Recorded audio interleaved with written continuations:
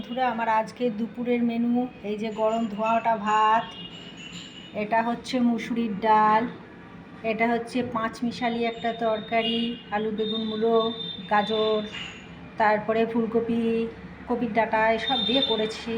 আর এইটা হচ্ছে ঝিঙে আলু পোস্ত, এটা হচ্ছে পাবদা মাছের কারি, এটা হচ্ছে চিংড়ি মাছের কারি, এটা হচ্ছে মূলোর শাক ভাজা, এটা হচ্ছে বেগুনি। আর এই যে ওর বাঁধতে শুরু করেছিলাম, তোমাদের দেখিয়ে দিলাম।